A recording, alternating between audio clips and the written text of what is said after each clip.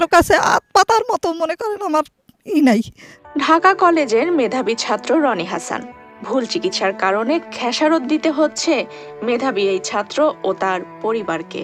মাত্র ২০ বছর বয়সেই প্যারালাইজড হয়ে জীবনে অন্ধকার নেমে এসেছে অনার্স পড়ুয়া এই শিক্ষার্থীর। শরীয়তপুর সদর উপজেলার তুলাসর ইউনিয়নের চর স্বর্ণঘোষ এলাকার আব্দুস সামাদ সৈয়ালের মেজ সন্তান রনি হাসান। বৈষম্য বিরোধী ছাত্র আন্দোলনেও সক্রিয় ছিলেন রনি, তবে ৩ আগস্ট আন্দোলনে আহত হবার পর থেকে আর সুস্থ হননি।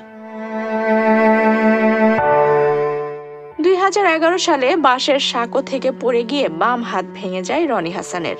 তিনি অভিযোগ করেন সে সময় শরীয়তপুর সদর হাসপাতালে ভুল চিকিৎসা হয় তার। পরে পঙ্গু হাসপাতালে চিকিৎসা নিয়ে সুস্থ হন। তবে রনির জীবনে আঁধার নেমে আসে জুলাই আগস্টের আন্দোলনের সময়। ৩ আগস্ট আন্দোলনে আহত হওয়ার পর থেকে ধীরে ধীরে প্যারালাইসিসের দিকে যেতে থাকেন তিনি। দিন দিন তার সেই ভাঙা হাতসহ মুখ বাঁকা হয়ে যাচ্ছে। শরীরের বিভিন্ন অংশেও দেখা দিয়েছে নানান সমস্যা।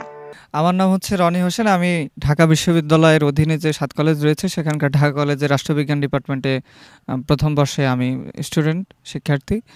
তো আমি ২০১১ সালেই একটি দুর্ঘটনায় আহত হই।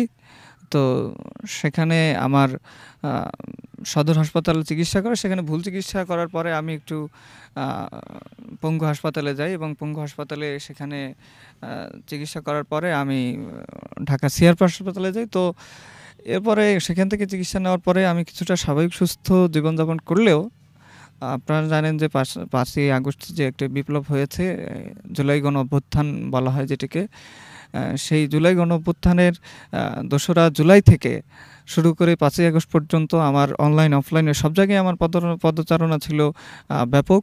যেহেতু আমি আগে থেকে কিছুটা অসুস্থ, আমি ৩রা আগস্ট স্বৈরাচারী ফ্যাসিবাদী খুনি সরকারের দ্বারা আমি আহত হই এবং সেই আহত হওয়ার পর থেকেই আসলে আমার শারীরিক জটিলতা ক্রমান্বয়ে বাড়তে থাকে।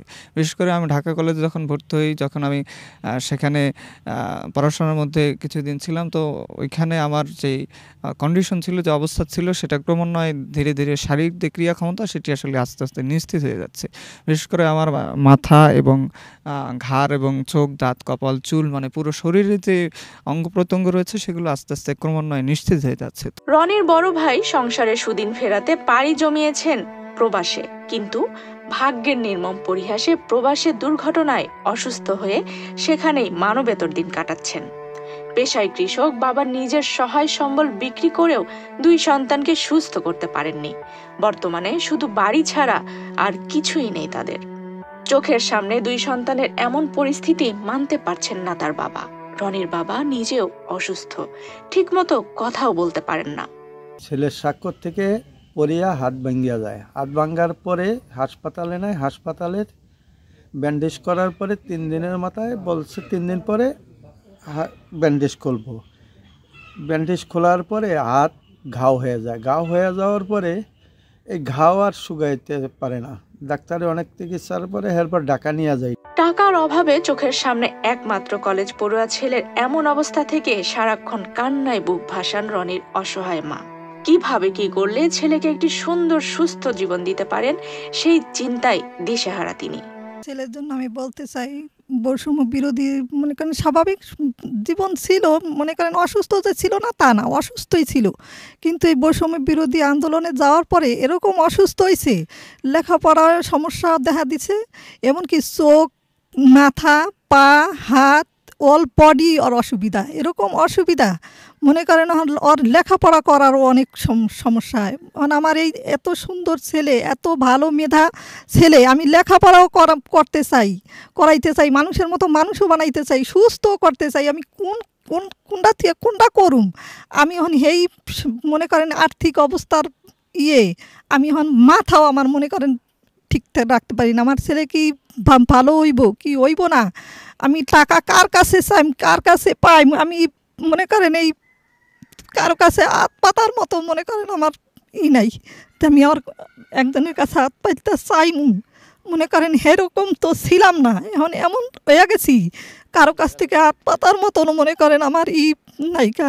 এখন মনে করেন আমি সরকারের তো অনেক চাই যে আমি তো সরকারের একটা জনগণ, এই জনগণ হিসাবে আমি একজন মনে করেন এই চাই যে সহযোগিতা চাই যে আমার ছেলে জানি দেশের বাইরে নিয়ে সুস্থ করতে পারি, মানুষের মতো মানুষ করতে পারি। সুস্থ হয়ে পড়াশোনা করে দেশ ও দশের জন্য কাজ করতে চান রনি।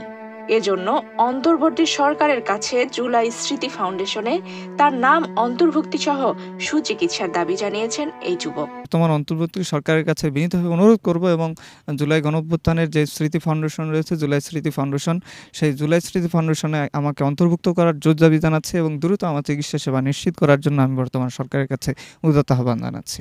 এবং আমি দেশের জন্য এই দেশ আমাদের, এ দেশ এবং জাতি বিনির্মাণে আমি একজন এদেশের নাগরিক হিসেবে আমি আমার দেশকে এবং জাতিকে আমি অনেক কিছু দিতে চাই এবং আমি আমার যে মেধা এবং মননকে আমি আমার দেশ এবং জাতির জন্য কাজে লাগাতে চাই। সেজন্য আমি বর্তমান সরকারের কাছে আমি বিনীতভাবে অনুরোধ জানাচ্ছি যেন জুলাই গণঅভ্যুত্থানের যে অবদান রয়েছে সে অবদান স্বরূপ না হলেও সেটার অবদান না, যে আমি অসুস্থতাজনিত একটি কঠিন মুহূর্ত পার করছি, এই কঠিন মুহূর্ত থেকে আমি স্বাভাবিক সুস্থ জীবনে ফিরে আসতে পারি, সেটি আসলে আমি কামনা করছি। আফসানা রিপা, বাংলাদেশ প্রতিদিন।